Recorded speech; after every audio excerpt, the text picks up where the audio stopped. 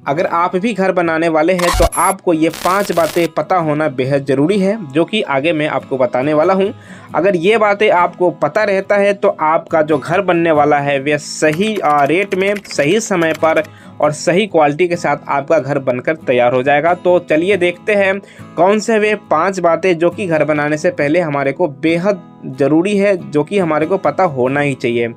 साथियों, होता क्या है, जब हम घर बनाने वाले होते हैं तो उसमें हम 2 तरीक़ों से या 3 तरीक़ों से घर बनवाते हैं। पहला होता है डेली बेसिस पे हम मिस्त्री और लेबर लाकर खुद घर बनवाए। दूसरा होता है किसी को हम कॉन्ट्रैक्ट दे दें लेबर का, लेबर मिस्त्री वे लाएंगे, मटेरियल हम देंगे। तीसरा होता है मटेरियल और लेबर का ही कॉन्ट्रैक्ट हम किसी को दे देते हैं, सारा उसी का काम होता है और कॉन्ट्रैक्टर हमारे को घर बनाकर दे देता है। मेनली जो घर बनाए जाते हैं ज़्यादातर उसमें अभी हमारे यहाँ जो घर बनाए जाते हैं उसमें हम लेबर कॉन्ट्रैक्ट किसी को देते हैं, यानी कि लेबर मिस्त्री कॉन्ट्रैक्टर लाएगा और कुछ सामान भी लाना होता है, वे आगे मैं आपको बताऊंगा। और मटेरियल हमारे को खुद खरीद कर देना होता है और जो रेट है वे हमारे को फाइनल करना होता है। तो सबसे पहला जो बात है वे आपको यही जानना है, आपको यही ज़रूरी पता होना चाहिए कि जिस रेट में हम फाइनल कर रहे हैं घर बनाने की, उसमें क्या क्या काम होना है, ये डिटेल में हमारे को पता होना चाहिए कि इस रेट में क्या क्या काम होना है। मानो मैं मान के चलता हूँ अभी घर बनाने के लेबर जो रेट है वे 220 रुपये से लेकर और 250 रुपये के बीच में है। अब होता क्या है, इसमें ब्रिक वर्क हो जाएगा, इसमें अंदर और बाहर की साइड प्लास्टर हो जाएगा, जो हमारी पीपीसी होती है वे हो जाएगा और हमारे रूम वगैरह में जो फर्श डलता है वे भी डल जाएगा। लेकिन फ्लोर में टाइल्स, मार्बल या ग्रेनाइट लगाते हैं वे इसमें इंक्लूड नहीं रहता है। इसके अलावा पानी का टैंक बनता है। ये सभी चीज़ें कई जगह पे इंक्लूड होता है या नहीं भी होता है, या अगर इस रेट में हम इंक्लूड होता है तो इसके रेट उसी हिसाब से तय किया जाता है। तो आपको पहले ये चीज़ें क्लियर कर लेना है कि जो रेट हम दे रहे हैं कॉन्ट्रैक्टर को, इसमें क्या क्या काम होगा, क्या नींव की खुदाई भी इसी रेट में होगा या इसके अलग से पैसे देने पड़ेंगे।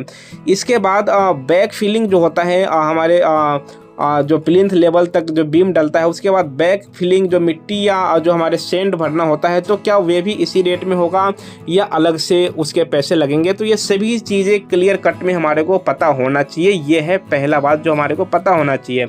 चलिए आगे बढ़ते हैं। दूसरा जो बात है वे हमारे को पता होना चाहिए, वे ये होना चाहिए हम जो घर बनवा रहे हैं वे सही टाइम पे हो सके। होता क्या है, मानो किसी को हम ठेके में काम देती है किसी कॉन्ट्रैक्टर को, तो क्या होता है कई बार एक ही कॉन्ट्रैक्टर के पास मल्टीपल साइट चल रहे होते हैं। तो ऐसे में क्या होता है, आप बताकर नहीं रखे हैं कि हमारे को इतने दिन में काम चाहिए, तो होगा क्या, कभी 2 मिस्त्री आ जाएंगे, कभी 3, कभी 4 या कभी एक भी आपको कॉन्ट्रैक्टर भेज सकते हैं। ऐसे में आपका काम जो है वह डिले हो सकता है।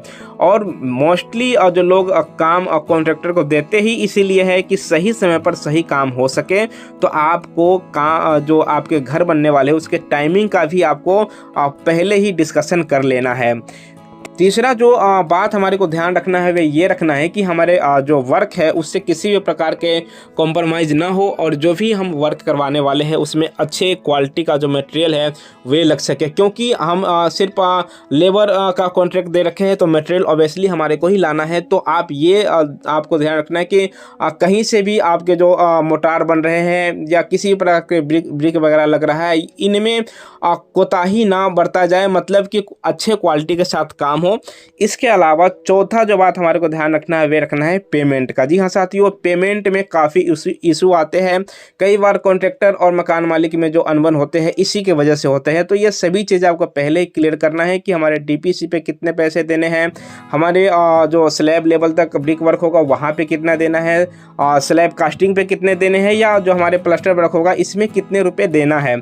आपको ये भी बात ध्यान रखना है 220 या 250 रुपये में जो मैं आपको रेट बताया उसमें कॉन्ट्रैक्टर के तरफ से जो शटरिंग का सामान है वे लाएंगे, फावड़ा वगैरह जो होता है वे भी वही लाते हैं। इसके अलावा जो प्लास्टर करने के लिए कुछ जो इक्विपमेंट लगते हैं, जो सामान लगते हैं, वे भी कॉन्ट्रैक्टर के थ्रू ही लाए जाते हैं, ये आपको नहीं देना है।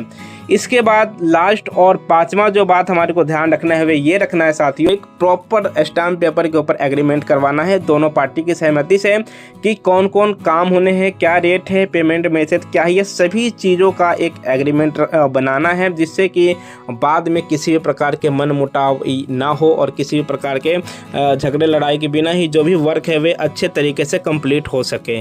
तो साथियों, अगर आप इन पांचों बातों का ध्यान रखते हैं तो निश्चित रूप से आपका जो भी वर्क होने वाला है, जो भी घर बनने वाले हैं, वह सही टाइम पे, सही क्वालिटी के साथ, सही रेट में अच्छे तरीके से ये सभी काम हो जाएगा।